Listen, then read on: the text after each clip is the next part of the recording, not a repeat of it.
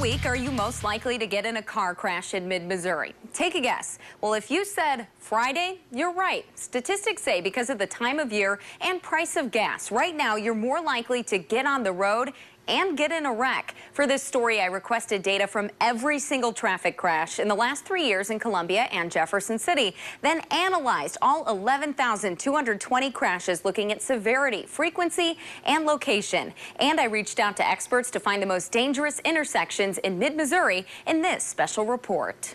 Is that a crash? Looks like some smoke coming out of there. In no more than 10 minutes of driving with Jefferson City Police, Green and a black GMC. Oh, yeah, be out of the wreck here. I'm gonna have to take this mic off. we witness a crash. A GMC truck and Ford Escape collide in the middle of Missouri Boulevard. A passenger is put onto a stretcher.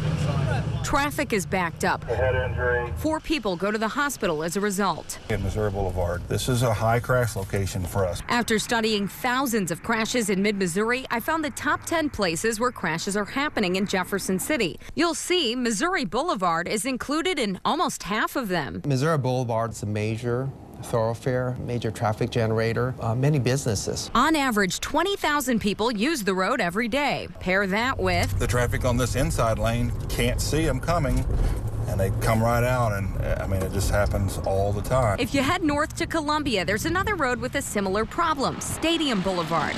I got in the driver's seat to see firsthand. Are observing people just not exactly obeying traffic laws. Just like Missouri Boulevard, Stadium Boulevard is a major east to west artery near campus, but it's busier. The VA hospital, there's a university hospital, over 30,000 students, a significant number of faculty and staff. More than 30,000 people pass through this intersection at Stadium in Providence every day. That's about a quarter of the city of Columbia's population. Let's see, there's a lot of traffic, but there's also a fair amount of people trying to get across this road. Making the crash rate higher. Here's Columbia's top 10. You can see the pattern. Stadium is included in half. College Avenue pops up many times, an area with a pedestrian problem.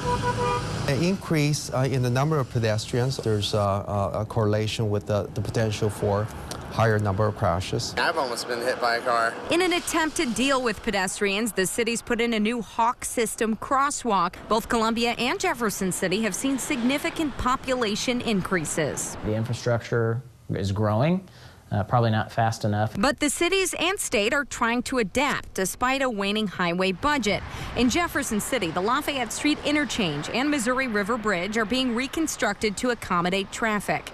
The city of Columbia has adopted some European traffic management systems. The roundabouts slow people down. The diverging diamond keeps people out of the way of others. The median cable barrier is one systematic safety improvement that the state has implemented. They have also implemented rumble strips. Although the new systems and construction can cause backup and confusion, Yeah, it is frustrating. But in the long run, it's been a good thing. but what may be worse than areas with the highest number of crashes are areas with a high number of injury and fatal crashes. One Columbia road in particular really jumped out to me when I started combing through the data. Marissa, this is the second deadly crash on Paris Road or Route B near Waco Road. That's Route B. The amount of traffic using the road is much lower, about 10 to 15,000 people each day. But there have been more than 100 injury crashes there in the last 3 years and 6 deaths. 3 of those at this intersection with Waco Road. With 3 fatalities in that area alone, for such a small area, something obviously is going into play there. Higher speeds involved, just in terms of pure physics, the potential for damage is greater. The only other road with 6 fatalities is I-70. That carries, in some places, more than 66,000 vehicles a day. I work north on Route B at 3M, and people need to look both ways and be more careful. Other drivers that didn't want to go on camera agree, saying that drivers just seem impatient. They're trying to cross 4 lanes of traffic on Route B too quickly from Waco, where there's a large curve. It's certainly the higher impact speed and those kinds of things. That's where you really drive up the cost in the crashes. According to data from the Missouri Highway Patrol Statistical Analysis Center, the average economic loss per crash in our state is more than $22,000. Among Jefferson City drivers following too close, failing to yield, improper lane usage, and inattention are the top reasons for crashes. Right in front of the police station. And that's what may have happened here. Before we made it back, we see yet another crash. This one's just a fender bender.